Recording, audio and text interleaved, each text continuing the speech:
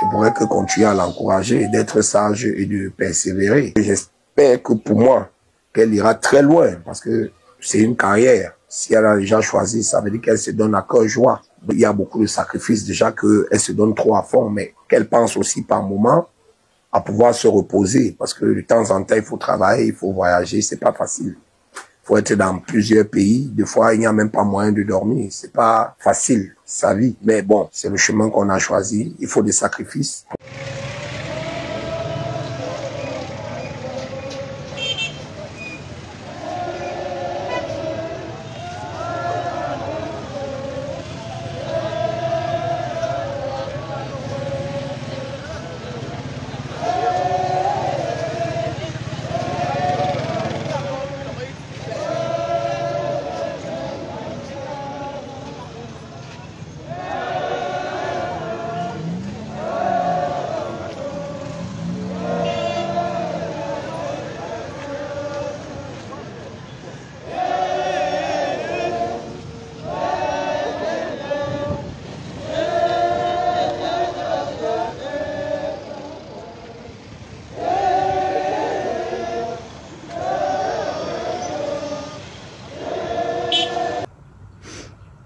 Bonjour à tout le monde. Depuis avant-hier, je cherche les mots. Je cherche les mots justes pour, ne serait-ce qu'un peu, alléger la douleur d'une mère, d'un père, d'une famille qui vient de perdre son fils. Je cherche. Malheureusement, il n'existe aucun mot assez puissant pour adoucir une telle douleur. Rien ne m'avait préparé à vivre une expérience aussi bouleversante. Et je comprends parfaitement toutes les émotions, la tristesse, la colère que ce drame suscite. Mon père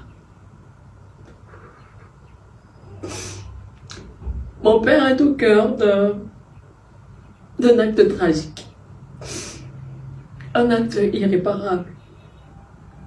Je n'ai pas été témoin, mais je suis sa fille et aujourd'hui je pense que c'est suffisant pour que mon nom soit associé à toute cette douleur. Face à la gravité de la situation, j'ai d'abord pris du recul. Non pas pour fuir, mais par respect pour Mathis. Cet enfant de 6 ans qui a brutalement été arraché à la vie. Cet enfant qui aurait pu être le mien. Cet enfant qui aurait pu être votre enfant à vous aussi. Notre famille a essayé de rencontrer la famille éprouvée. Parce que je pense que 10 000 paroles, les postes virtuels en réalité ne vaudront jamais une main posée sur l'épaule d'une maman meurtrie. Actuellement,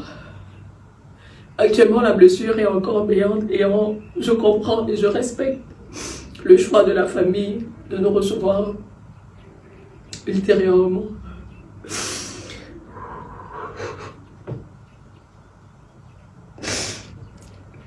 La vérité, c'est que je suis perdue. Je suis bouleversée,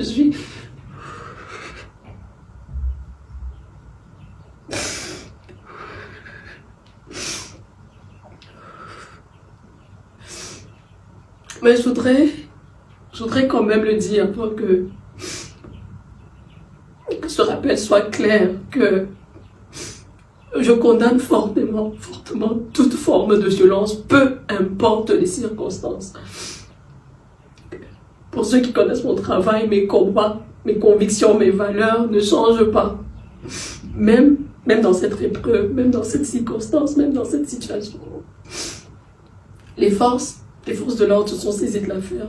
Puisse la justice suivre son cours de façon indépendante comme il se doit. Un respect pour la mémoire de Mathis. Par respect pour le temps de deuil, mes concerts sont reportés. Les concerts initialement prévus le 23 mai au Palais des Congrès à Yaoundé et le 7 juin à l'Alhambra de Paris.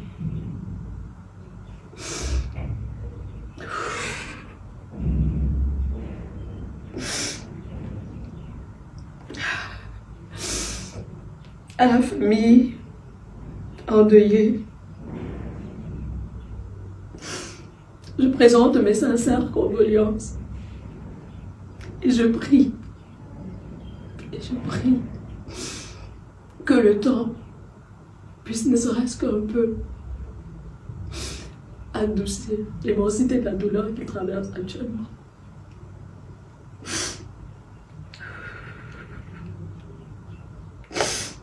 Moi, je suis Wangji Eli, le grand-père de Mathis. Ma femme est morte il y a 22 ans. Elle m'a laissé avec mon fils Paulin, qui donne un fils et on veut l'assassiner dans la maison. Où est-ce que nous pouvons être à l'abri dans ce pays maintenant? Si même la mort te trouve dans la maison avec ton petit-fils. C'est la seule qui me restait, que je savais que demain ils peuvent m'enterrer. Voilà, maintenant la justice ne fait que traîner. Je n'ai pas la suite. Qu'est-ce que je peux bien faire? Que la justice soit faite. Ce n'est plus pour protéger Mathis, c'est pour protéger les gens qui sont restés encore vivants. Parce que cette attaque a traumatisé le quartier. Tout le monde a peur. Même moi-même vivant là, j'ai peur.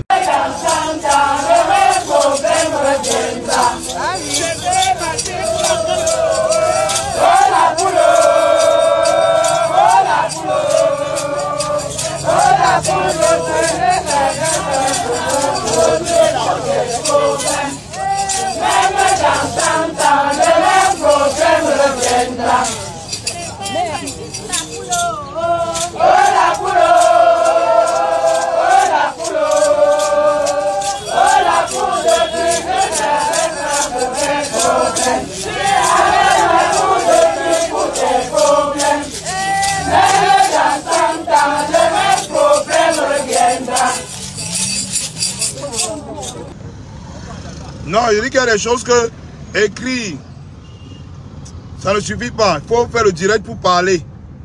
Je n'avais pas prévu de parler le matin comme ça, mais gars, merde, ce qu'on vient de me dire là, je suis dépassé. Je suis scandalisé, man. Donc les gars veulent t'aimer le père du petit Mathis. Ils veulent t'aimer le père du petit Mathis pour qu'il ne témoigne pas. Oui, on a déjà failli enlever le gars 2 fois pour le t'aimer. C'est le quartier qui est venu le sauver. Hein? Ok. Oui, papa. Donc on est ici comme ça, on est dans un pays où c'est là où tu comprends que les organismes des droits de l'homme dans ce pays ne servent à rien. Oui, ils ne servent à rien.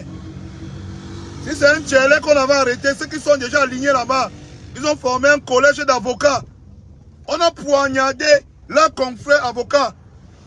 On a poignardé le confrère avocat. On veut t'aimer le père de Mathis. On a t'aimé son mouna de 6 ans.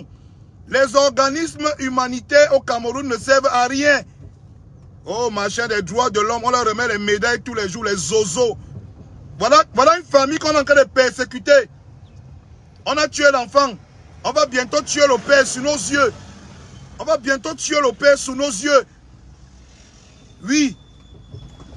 On a poignardé l'avocat sous nos yeux. C'est le film. Personne ne parle. Personne ne se lève. On parle, on est là, on regarde. Quelqu'un s'est levé. Il a déchiqueté. Parce que les vraies photos, quand les vraies photos de l'enfant là vont sortir, vous allez comprendre ce que le type l'a fait. Parce que la petite photo que vous êtes en train de voir sur internet là, ce n'est pas ce qui s'est passé. Le gars a déchiqueté l'enfant là avec le couteau. Il a déchiqueté l'enfant là comme un animal. Comme un gibier. Quand vous allez voir les photos, quand vous allez voir les vraies photos de cette histoire, le Cameroun sera scandalisé. Ça fait 3 semaines, on n'a rien fait. 3 semaines, on n'a absolument rien fait. Je dis bien qu'on n'a rien fait. Le père de l'enfant est en danger. Il ne sait pas où se cacher. Il ne sait plus où se cacher. On a poignardé son avocat. Le bon monsieur est arrivé là-bas pour défendre le problème là. Il arrive au palais de justice. On lui dit que Mathis a déjà un avocat. Il dit qu'un avocat comment? C'est moi que la famille a chargé. On dit que non. Il a déjà un avocat. Ils ont fabriqué un avocat pour aller retourner le dossier. On a poignardé le type. On a déchiqueté son enfant. On a poignardé son avocat. On dit que dans ce pays, il y a les organismes de droits de l'homme dans le pays ici. Les organismes de droits de l'homme dans ce pays. Ils sont là, ils ne font rien. Dès qu'on va entendre qu'on a arrêté un tchèle, on l'a mis en Konengi. Ils vont former les collèges d'avocats, casser les oreilles des gens tous les jours pour qu'on le libère. On a assassiné un enfant de 6 ans. 6 ans. On a poignardé un avocat. Aucun avocat au Cameroun ne parle. Aucun avocat ne parle de ça. L'avocat est à l'hôpital. Aucun avocat ne parle de ça. Aucun avocat ne parle de ça aussi au Cameroun. Aucun avocat. Ce n'est pas leur problème. Hein? Ce n'est pas leur problème. Voilà le père de l'enfant qu'on a essayé de kidnapper. On veut l'assassiner pour qu'il ne témoigne pas.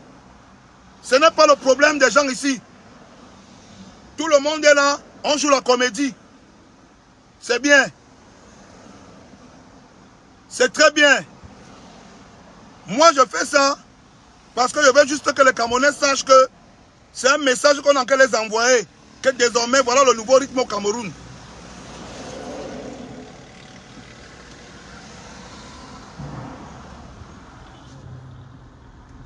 Je dis que je fais ça pour que les Camerounais sachent que c'est le nouveau message qu'on leur envoie. Que désormais, si quelqu'un a besoin des organes humains, tu ouvres la première barrière que tu vois, tu dégorges un enfant, tu pars, on ne va rien te faire. On ne va rien te faire. C'est le nouveau rythme ici. Il faut que vous sachiez que c'est comme ça que ça se passe désormais. 3 semaines, il est libre. Le gars subit les pressions de tous les côtés. La famille est réduite au silence. On va assassiner le père de Mathis. On a poignardé son avocat. C'est pour vous dire que désormais, vous qui êtes chez vous là, protégez vos enfants. Protégez vos enfants parce que c'est comme ça que ça va se passer désormais. Protégez vos enfants. Parce que si quelqu'un a besoin aujourd'hui du sang, du sacrifice, des organes humains, il ouvre la première barrière ou lente. Il égorge un enfant et rien ne va lui arriver ici. Rien. C'est ce qui est en train de se passer sous vos yeux. Quand le père de petit Mathis sera mort, vous allez être content, vous allez applaudir. L'avocat qui est venu défendre l'enfant là, on a poignardé, vous allez être content. Aucun avocat ne parle de ça. C'est bien. C'est bien. Il y a des choses qu'on ne peut pas écrire. Mieux je fais le direct, je dis. Mieux je fais le direct, je dis la vérité là. Mais après m'entendre qu'on a les organismes de défense des droits de l'homme au Cameroun. Vous défendez quel droit de l'homme? Vous défendez quel droit de l'homme quand un enfant de 6 ans a été sauvagement poignardé? Il a été sauvagement poignardé depuis 3 semaines. On ne sait pas où on en est. Vous défendez quel droit de l'homme? Quand le père de l'enfant en question est menacé de mort partout, on essaie de l'assassiner pour qu'il ne témoigne pas. Vous défendez quel droit de l'homme quand on a poignardé un avocat dans cette affaire? Vous défendez quel droit de l'homme? Si c'était les bêtises, on en entendait comme d'ailleurs former un collège d'avocats. Un collège d'avocats pour parler. Un collège d'avocats pour défendre. Oui, c'est bien. C'est bien, bravo. Bravo. Bravo. On va vous laisser. On va vous laisser le pays là comme ça. Mais il faut que chaque Camerounais sache. Il faut que chaque Camerounais sache que désormais, quand vous êtes là comme ça, si on ouvre ton portail, on égorge ton enfant devant toi, tu ne vas rien faire. Vous n'allez rien faire parce que c'est le message qu'on vous envoie. Hein? C'est le message qu'on vous envoie. Désormais, c'est comme ça. Désormais, c'est comme ça. On dit que les hommes forts, on entend seulement leur nom dans les bêtises. On entend seulement leur nom dans les bêtises, le farotage. On entend seulement leur nom parce qu'ils passent dans les cuisses des influenceuses. Quand c'est les vrais problèmes, on ne les voit plus. On ne voit plus personne. On ne voit plus personne. Ils sont muets, ils sont couchés dans les tombes. Ils sont dans les boîtes de sardines et les escargots. Ils ne parlent plus, ça ne les concerne pas. Mais tous les pauvres Camerounais, ceux qui n'ont rien, tous les Camerounais qui n'ont rien, qui survivent le jour au jour, qui vivent le vieux jour au Cameroun, sachez que désormais c'est comme ça. Si quelqu'un a besoin des organes humains pour son sacrifice, la première barrière qu'il voit langue, il égorge ton enfant. On ne va rien lui faire. Oui. On ne va rien lui faire. C'est comme ça. C'est comme ça maintenant. Alors le pauvre gars de Tuvi, il est placé là-bas, on a tué son enfant. Il n'a même pas encore fait le deuil. On le menace, on veut le tuer, on veut l'assassiner devant tout le monde. Tout le monde, et on est là, on va accepter ça. Nous au Cameroun, on va accepter ça. Une bande d'individus vont s'asseoir, ils vont faire la loi. Ils tuent qui ils veulent, ils menacent qui ils veulent. On ne peut pas parler. On ne peut pas parler. Ils ont les dossiers. Ils tuent qui ils veulent, ils menacent qui ils veulent. C'est bien comme ça. Moi, je parle pour que les Camerounais sachent dans quelle situation ils sont. Oh, oh, ambassadeur des droits de l'homme. Oh, ambassadeur des droits de l'homme. Oh, organisation humanitaire des droits de l'homme. Ils sont ici là. Tous les flottants, les zozos, les bandits même. Voilà une situation qui est là. Rien ne peut se faire. Rien.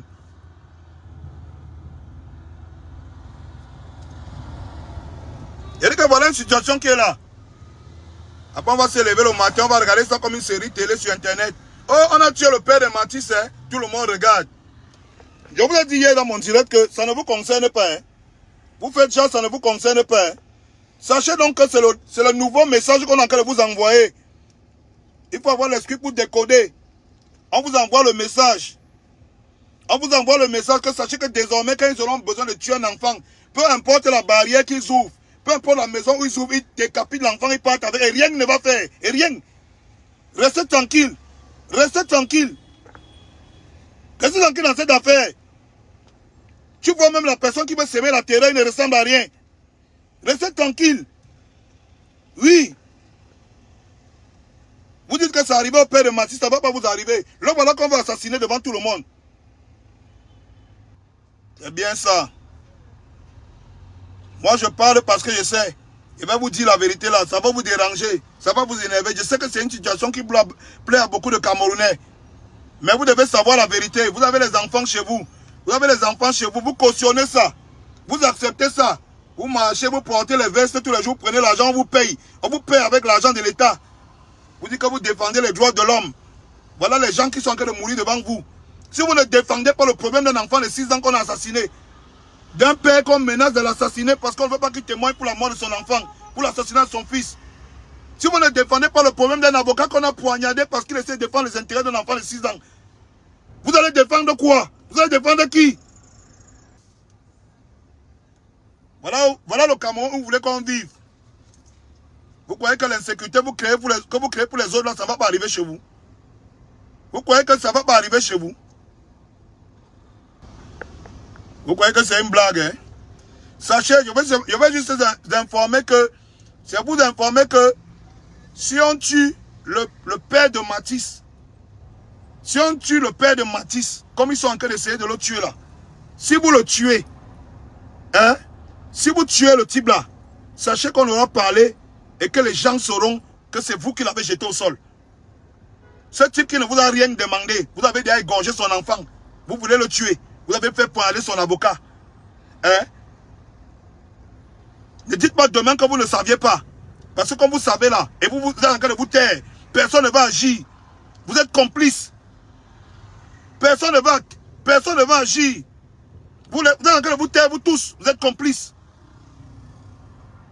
Je vous dis ça parce que je veux que vous sachiez que vous êtes complices. Et que ce qui lui arrive d'aujourd'hui, ça va vous arriver aussi demain. Les assassins comme ce gars n'ont pas d'amis. Et tu l'enfant de l'autre, aujourd'hui tu le protèges, demain il va tuer ton enfant. Demain il va tuer ton enfant.